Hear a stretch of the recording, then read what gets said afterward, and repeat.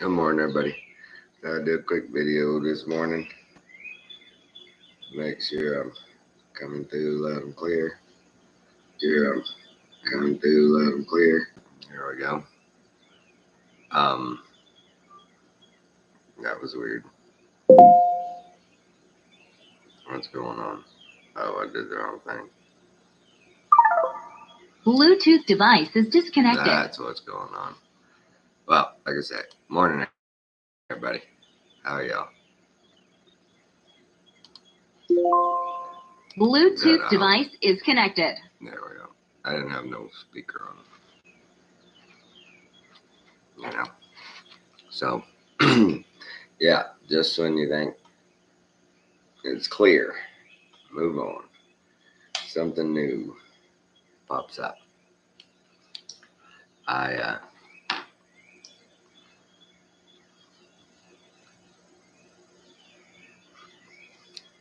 I think on my last video, I talked about doing brain reprocessing therapy. As you see, my brain's going slow right now, real slow. Been doing brain reprocessing therapy, and it's been helping. I've been getting pain relief. Things have been calming down, settling down, feeling pretty good.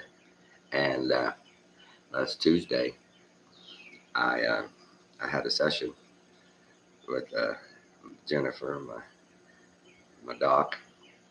Had a real good session. No, nothing out of the ordinary. I get done with that, and it's about 12:30 afternoon, and me and the dogs go lay down for a nap and have a nap.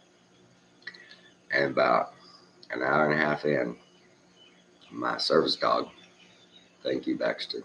Thank God for Baxter. I'm laying there dead asleep, and next thing I know, Baxter jumped on my chest, and he's just clawing at me, just digging into me and licking me. It wakes me up. My German Shepherd, he comes up, he's nudging me and hitting me and licking me. I'm like, what the hell, right? I wake up, what's going on? I start to move, and I'm like, oh crap, what happened? And my body and my brain felt like I'd had one of my grand mal seizures.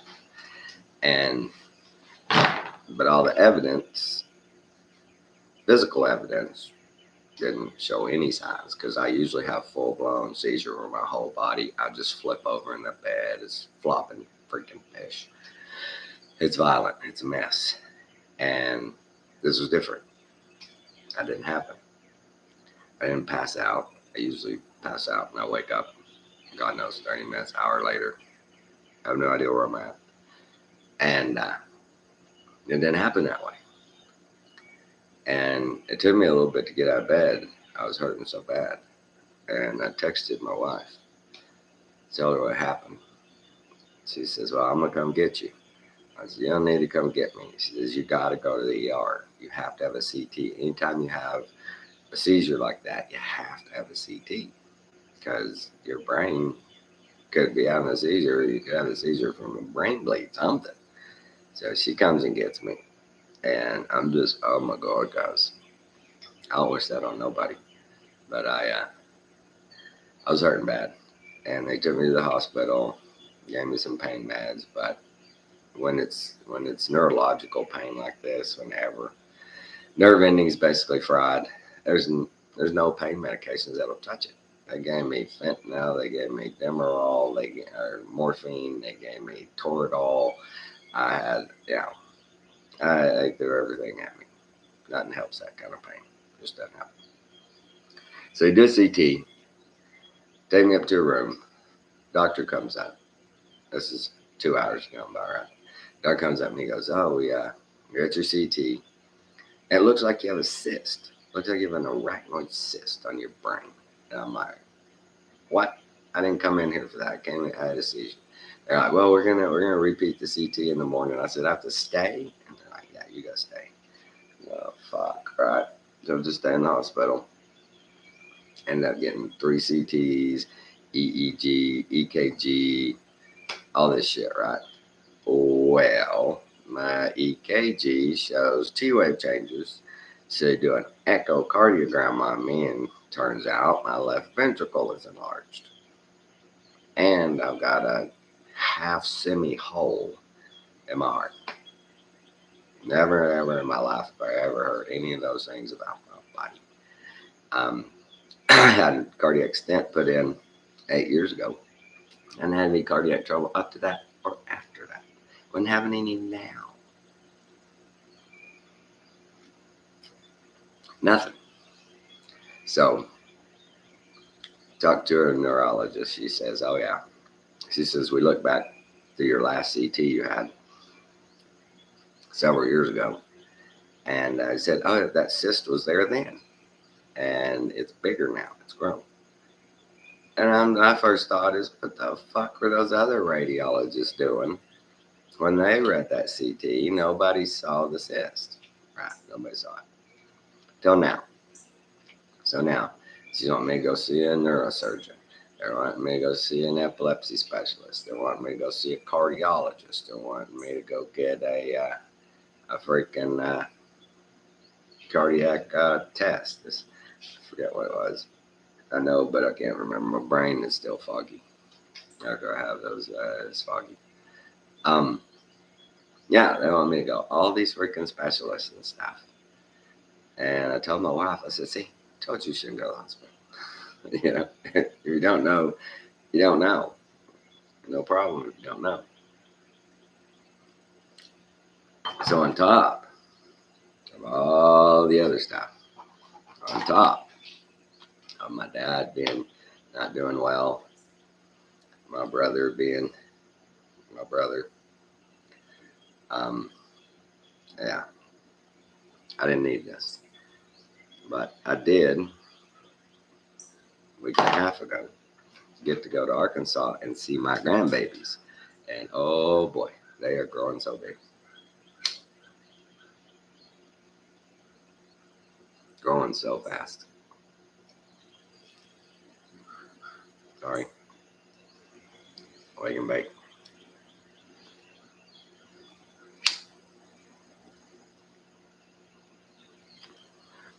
But yeah, got to see my grandbabies. They're doing terrific, getting so big so fast. Oh my God. It's not even funny. They just grow so fast. And we had a great trip there, and it was so crazy.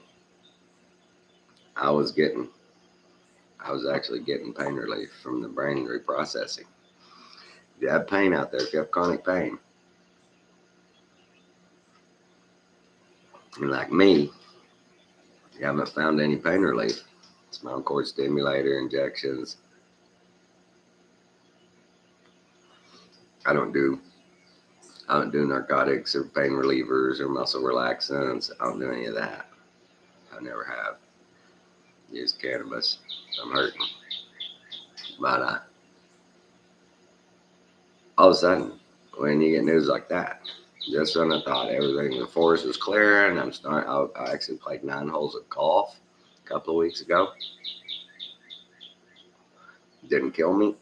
I was ready to go back and do it again. I was feeling so much better. And then this happens. And it's crazy.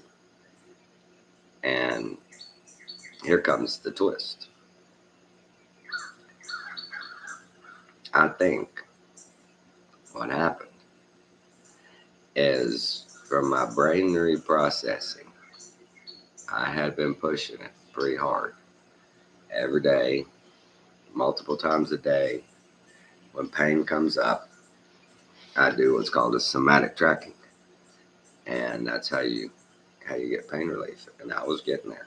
Little increments, a little bit at a time. And it was going pretty good. And I think what happened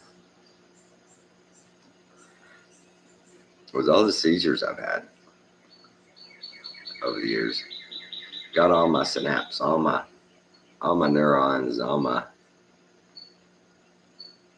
neural pathways, everything just haywire, right?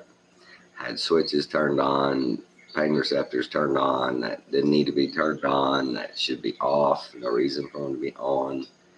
And so I've been going through my somatic tracking and slowly getting those things all switched back off. So I'm not hurting in places I shouldn't be hurting, right? Shouldn't be able to walk outside and my knee hurt, hip hurt, ankle hurt, back hurting, right? So I was working on one by one. It was getting better. I think what happened was I had gotten enough of them reversed. And after that last session with her, it was really intense that I laid down and my nervous system finally just said, all right, everybody, let's reverse. And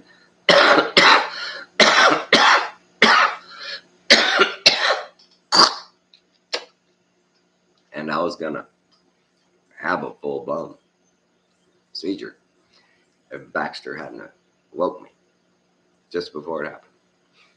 I think he sensed the electrical changes early and jumped on me and woke me up. And so I didn't go into a full blown, but the effects were the same. Total body fatigue, total, just head to toe. Felt like I got run over by a truck. Felt like I got drunk 5 days in a row and hung over again. It's just, it's pretty brutal, the pain. Everything hurts. Head pounds, boom, boom, boom, won't stop pounding. Nothing helped. 2 days, my head pounded. Had to die. First night, I'm laying there in the hospital, and I go get up, and I get freaking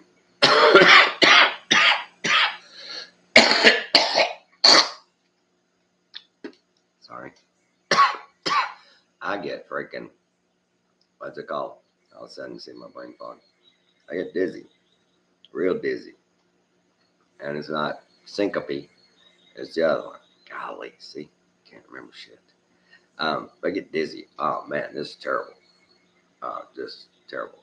I've never been dizzy like this before. It makes me sick. Immediately, I just start to throw up. And I hit the call light. Nurse comes in. I'm like, I don't know what the fuck's going on. I'm laying halfway in the bed. I'm like, I'm so freaking dizzy. There's a word for it. I just can't think of it. I'm having these dizzy spells. She says, okay. She says, I'll tell the doctor. We'll see if we can get you something. Are you okay right now? It'd come off. Yeah. Only things that helped for 2 days, ice packs. Just kept ice packs on my head, face. Head was pounding so bad. And so I started having this freaking dizzy spells. And man, they're coming every 10, 15 minutes. And I don't know if you've ever had those, man. That's fucked up. You know, syncope, everything spins around you. But with this, I remember the name, your head inside, you're spinning. And man, when it started, my body went, whoa. I mean, I couldn't help but what the hell is going on? I've never had that. And so the drug that finally stopped that was Valium. They gave me some Valium and it stopped that. So I get past that. Start to come around. Pain's still there. So Friday, they let me go home. I had like 4 CTs, 2 with contrast. They order me like 6 different prescriptions. I'm like, I ain't taking all that shit. They're gonna up my seizure medication. My neurologist, or this neurologist, tells me I've been on this dose for 7, 8 years now, and never had a seizure. Been fine. And she tells me, oh, that dose you're taking, 100 milligrams a day? That ain't for seizures. That ain't enough for seizures. So the fuck it ain't. I said, it's plenty for seizures. I've been doing it for 8 years now. She said, no. That's basically a dose just for basically like low level anxiety, stuff like that. It's really good about that. I go out. Number one, I still have had anxiety over the years and helped that, but it has helped the seizures. And she goes, well, you need to up it to 200. She says, but you can't just up it to 200. You have to do like 175 for a week, and then you go up to 200. So they order me just enough a week to do 175. And then they order me like 4 Valium in case I get dizzy again. And then they order me, what else? Something else for nausea because I threw up a bunch. Oh my God. I didn't eat for 4 days. That was nice. I did have a nice straight 4-day fast. I wasn't hungry. I didn't get hungry at all. It was funny. The cafeteria lady that takes care of my wife all the time because everything they cook is Cajun, right? So my wife comes to the cafeteria. She shows her, okay, this isn't too spicy. This isn't spicy. This is, don't do this. Okay, or she'll make her something. Everything's spicy. What do you want? Well, she found out I was in there, so she makes a personal visit up, and she's like, I'm Miss Lizzie, and I love your wife, Kathy. She's just the best. I said, yeah, I appreciate that. She said, I get you whatever you want. I said, I don't need it. I can't eat right now. I'm sorry. I'm not hungry. I'm not feeling well. I'm just not gonna be able to eat. And she goes, oh, come on now, you guys, let me get you something. And I said, well, if you had like maybe a blueberry muffin or something and some apple juice, I might try that. She brings it back up. I'd try a little bit. Couldn't do it. Right. She's all upset. She tells Kathy, what's wrong with him? What's wrong with him? I took him a muffin. He just picked at it a little bit.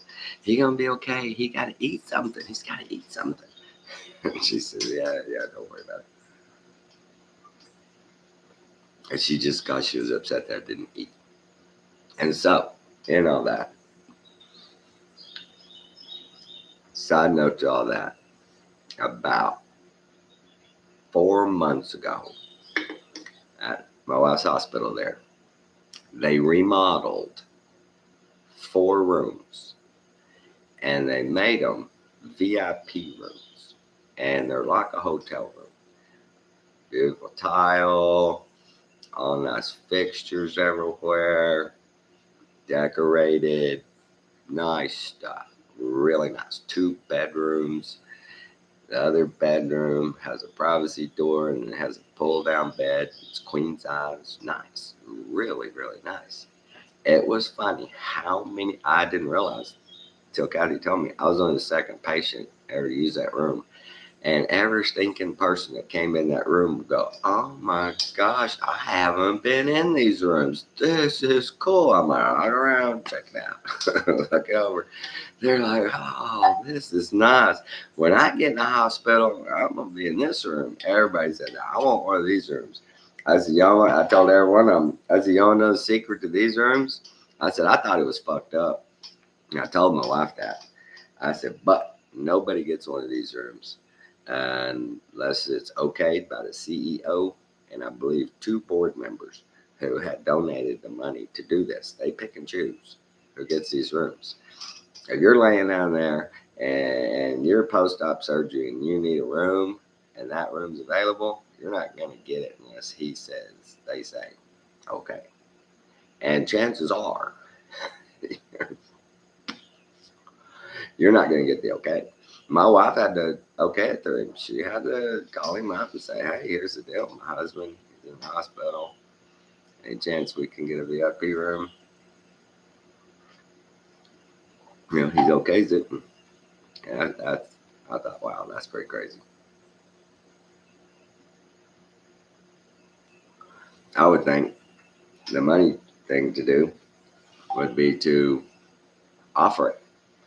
Offer it to people. This is an out-of-pocket expense, but your insurance covers this much of the room, and it's like a hotel. You're gonna have to pay $75 a night. Those people, the other guy that was in there, I think it was a lawyer in town. He'd pay that easy, no problem. But he gets it free. I get it. It's not a free room, but right. I don't think he'd be able to do that. As for me, now that I stayed in it and I've been in other hospital bedrooms, I would probably pay that extra to stay in that room. Very nice.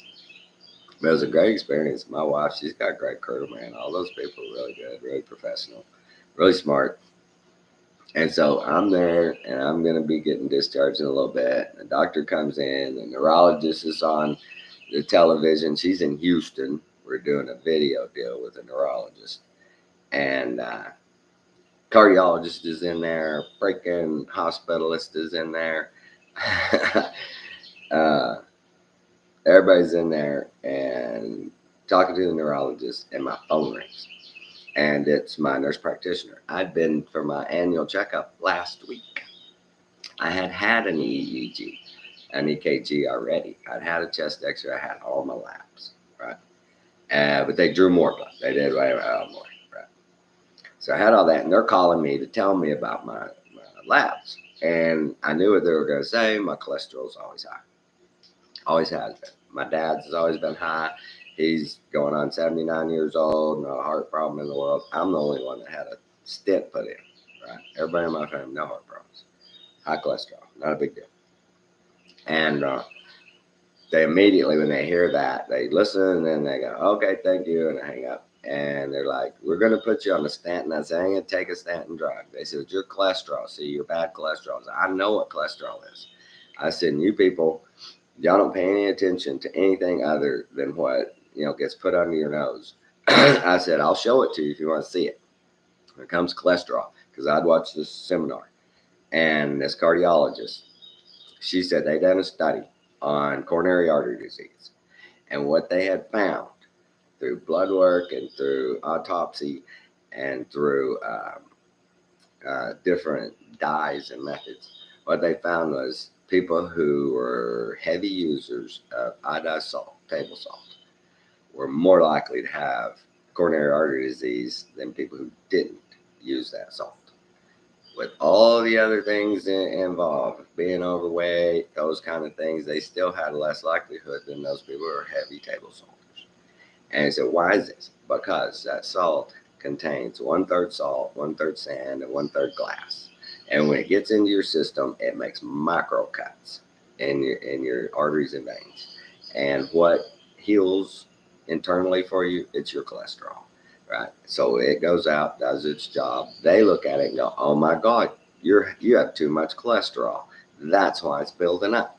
We've got to stop you from having cholesterol in your body. We got to drop it way down. And that makes no sense to me, because it is a vital substance in the endocrine system and the metabolism and just functioning of your body, that they think it's smart to reduce it. And they picked this arbitrary number. Forever, it was like 300. I remember back in the early 90s, it was 300. Then it went to 250. And then about 10 years ago, maybe even less than that, maybe 5 years ago, it went down to 200, right? So they moved the goalpost. They've never cured, anything. They just keep throwing drugs at it. This is a simple deal. This lady said, just quit that. Just quit the salt and use sea salt. Use Himalayan sea salt. Don't use those kind of products anymore, and you'll reduce your risk. Huge. So that's what I did. I switched over to sea salt as soon as I heard that. I told them, if you want to see that, if you want to find that, I'll show you the seminar. It's like an hour and a half long. Several cardiologists talk. They talk about, pre and post on identifying this, some patients, just everything, right? Real in depth. And they all look at me and he goes, but I never heard that in medical school. I said, you're not gonna. They want you to know that. They want you to just tell your people, hey, first thing we're going to do is cut out the salt. Okay, and I want you to come back for this, and this. Do another EKG in 6 weeks. Cut the salt out, right? Do those kind of things. And then we'll do, because I believe now they can do like a blood test to identify, right? So that happened to me. Didn't need that. just when I thought it was clearing, I had weed eated my yard by myself for the first time in a while. Last time I did it a year or two ago, I hurt my back so bad. I was down for like a week. But it's crazy. But look into it. If you have chronic pain, brain reprocessing therapy. There are videos on YouTube. It's a self thing.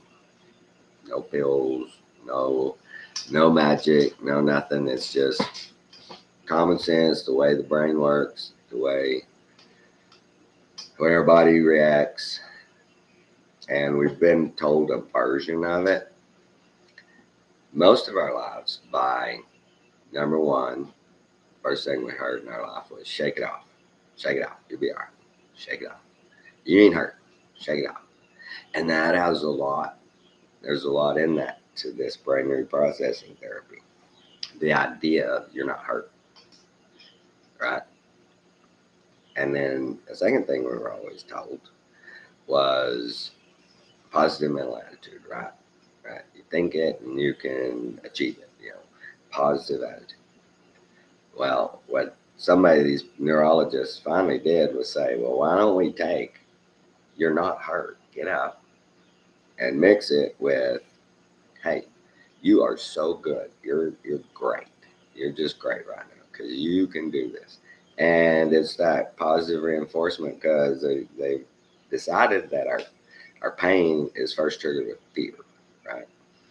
You fall, break your arm. I mean, boom, that's fear. You get scared, man, right there.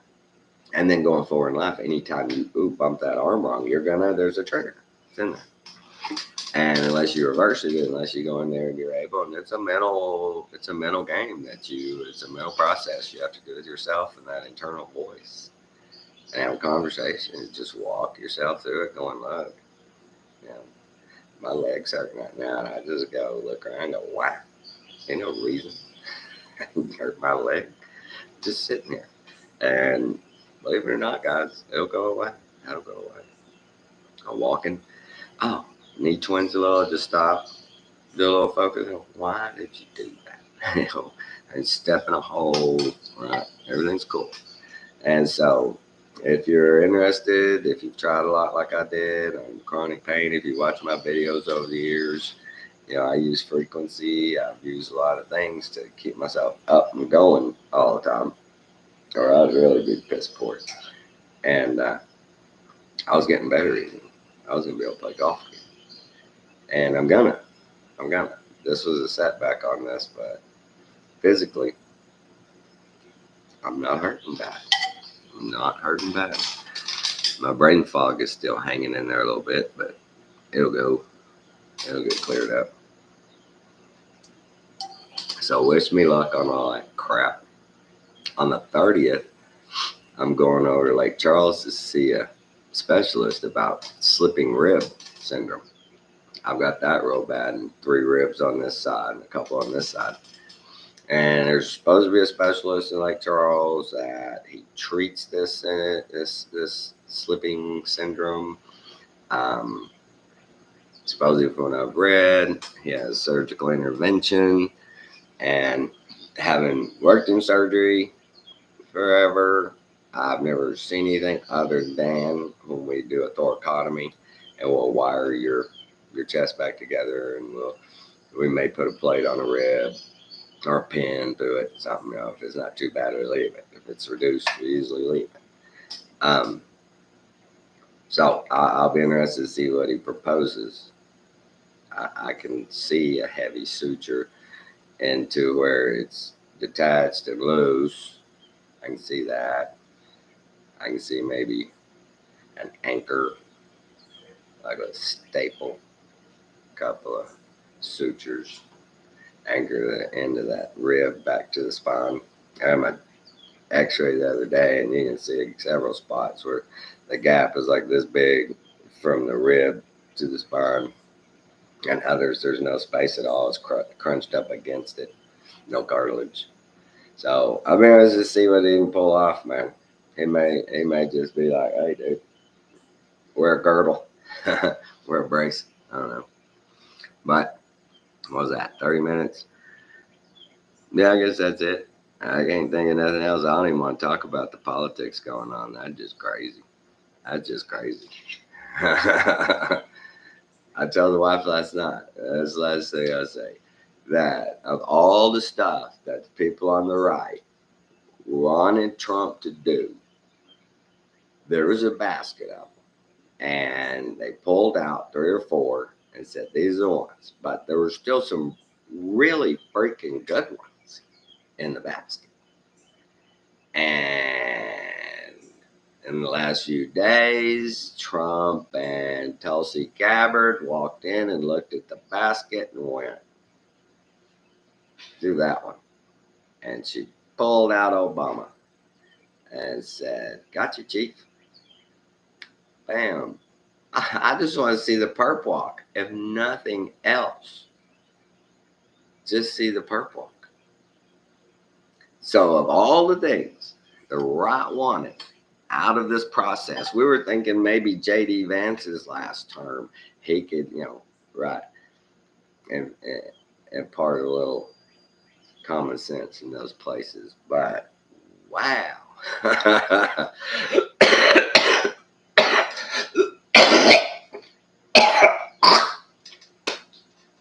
Hospital chest. I told my wife there's something in the freaking air up here. But yeah, that was a curveball. Nobody saw that coming. Tulsi been quiet. Everybody else has been out there. Yap, yap, yap. Epstein, yap, yap, yap. Talking about it. Who knows? That's just such a mess. They've spun that thing up and down and right and left. Man, that story's been through every possible scenario. They're gonna make a movie about every different scenario that's already been laid out there. So yeah, nobody saw that coming. All right, everybody. Thanks a lot. Love you all. Good discernment, good vibrations.